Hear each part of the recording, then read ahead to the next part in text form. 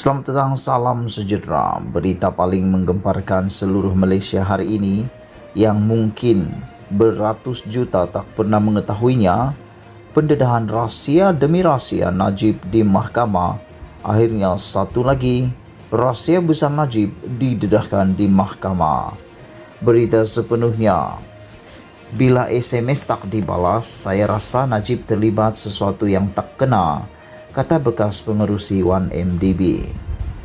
Bekas pengerusi 1MDB Tan Sri Muhammad Bakir Saleh memberitahu Mahkamah Tinggi di Kuala Lumpur bahawa beliau merasakan Datuk Seri Najib Tun Razak terlibat dalam salah laku kewangan syarikat itu dan ada yang tidak kena berlaku dalam syarikat.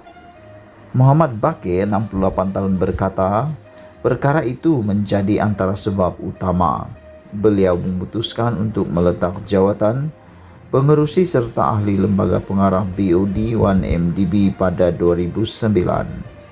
Saksi pendakwaan ke-15 itu berkata, sebelum menyerahkan surat peletakan jawatan, beliau telah menghantar SMS khidmat pertahanan ringkas kepada bekas Perdana Menteri itu, maklumkan beberapa perkara yang diarahkan oleh BOD kepada pengurusan 1MDB tetapi tidak dipatuhi.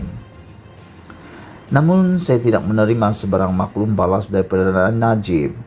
Tidak terlintas di fikiran saya untuk melaporkan kepada mana-mana pihak berkuasa berkaitan salah laku kewangan pengurusan 1MDB kerana saya mengandaikan bahawa saya telah pun berbuat demikian melalui SMS yang dihantar kepada Najib. Saya berharap Najib akan mengambil tindakan sewajarnya terhadap pengurusan 1MDB jika beliau mendapati sebarang salah laku di pihak mereka. Memandangkan kebimbangan saya itu tidak mendapat perhatian Datuk Seri Najib kerana beliau tidak membalas SMS saya merasakan beliau terlibat dalam sesuatu yang tidak kena berlaku tanpa pengetahuan saya. Ini antara sebab utama saya memutuskan untuk meletakkan jawatan, kata Muhammad Bakir ketika membaca kenyataan saksinya semasa perbicaraan Najib dalam kes penyelewengan RM2.3 bilion daripada dana 1MDB. Semasa pemeriksaan utama oleh Ketua Pasukan Pendakwaan Datuk Seri Gopal Siram, saksi itu berkata, beliau mendapati luar biasa apabila Najib tidak membalas SMS-nya kerana tertuduh biasanya membalas mesejnya dan juga bukan kali pertama beliau menghantar mesej kepada bekas Perdana Menteri tersebut. Muhammad Bakir berkata, beliau meletak jawatan pada Oktober 2009 sebagai tanda protes dan tidak mahu terlibat dalam sebarang perbincangan atau keputusan lanjut berhubung 1MDB. Beliau memutuskan untuk tidak menyerahkan surat peletakan jawatannya secara pribadi kepada Najib, tetapi mengarahkan setiausahanya menghantar surat itu ke pejabat Perdana Menteri. Saya buat demikian kerana jika saya menghantar sendiri, beliau mungkin akan meyakinkan saya untuk kekal. Saya tidak mengumumkan peletakan jawatan saya pada masa itu untuk menjaga reputasi Najib, katanya.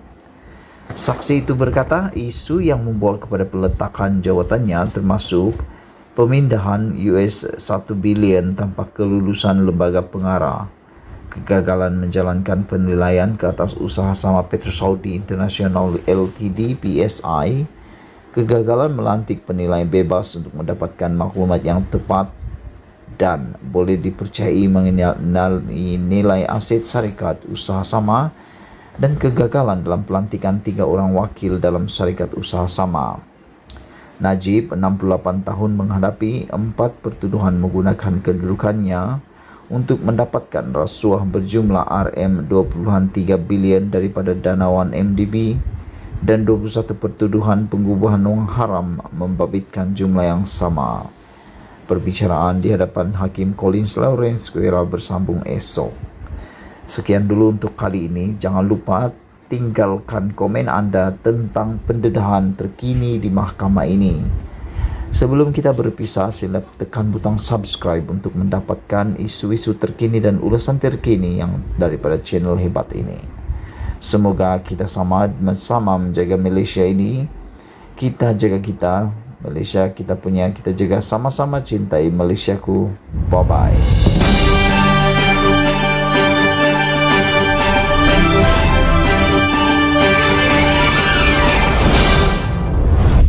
Selamat petang, salam sejahtera. Isu hangat petang ini, tol percuma tambah keceriaan rakyat sambut Hari Raya, pukulan kepada kegagalan Tun Mahathir.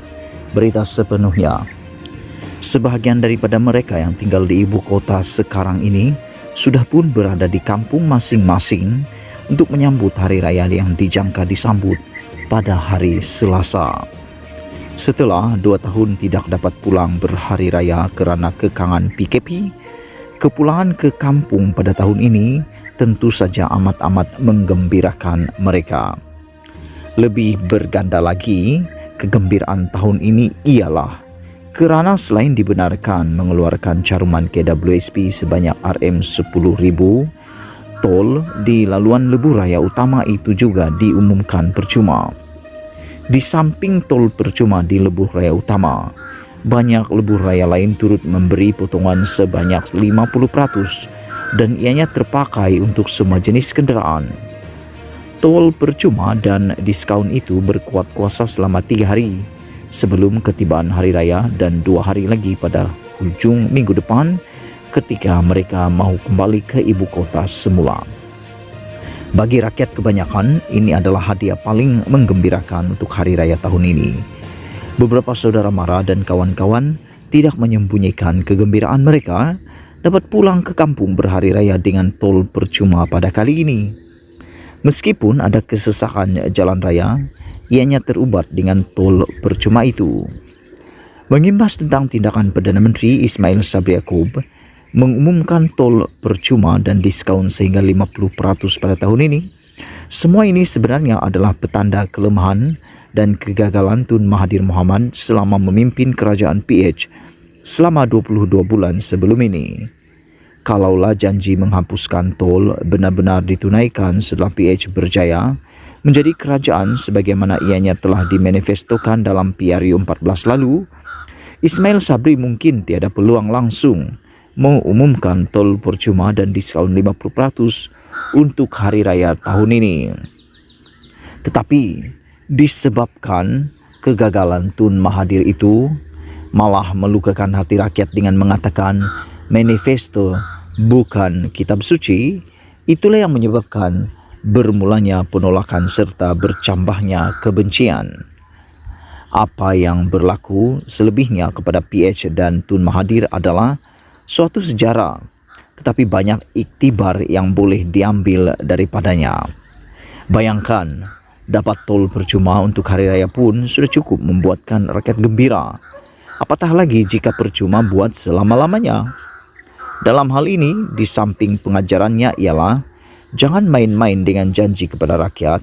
Kita juga jangan sekali bersikap khianat dan tikam kawan sendiri apabila beroleh kuasa. Hari ini dengan apa yang dilakukan Ismail Sabri berkaitan tol itu, tidak dinafikan beliau telah meraih laba politik yang lumayan daripadanya. Di samping merupakan pukulan terhadap kegagalan Tun Mahathir. Ia bukan salah Ismail Sabri kerana sebagai Perdana Menteri yang telah dinamakan UMNO sebagai poster boy bagi menghadapi PRU 15 datang, selain tugasnya ialah memberi kesejahteraan kepada rakyat, beliau juga semestinya akan berbuat sesuatu yang boleh membuatkannya disukai serta menambah undi buat dirinya. Siapa yang tidak mahu kekal lebih lama sebagai Perdana Menteri? Maka turut dipercayai banyak lagi pengumuman yang akan melegakan hati rakyat akan dilakukan Ismail Sabri selepas ini. Semua orang yang jadi Perdana Menteri pasti akan berbuat hal yang sama, kecuali Tun Mahathir dan menteri-menteri kabinet dalam kerajaan PH yang tidak berani berbuat sesuatu untuk memperingatkan Perdana Menteri tentang janji manifesto ketika itu. Ada kawan dalam UMNO berkata, kalau PRU 14 dulu antara sebab yang memenangkan PH ialah janji tol percuma beserta mungkin beberapa sebab yang lain, tol percuma di hari raya yang diumumkan Ismail Sabri tahun ini tidak mustahil menjadikannya mampu kekal lagi sebagai Perdana Menteri. Ditulis oleh Sahbudin Husin. Sekian isu hangat petang ini. Jangan lupa tinggalkan komen Anda. Sila tekan butang subscribe dan kita jumpa lagi. Bye-bye.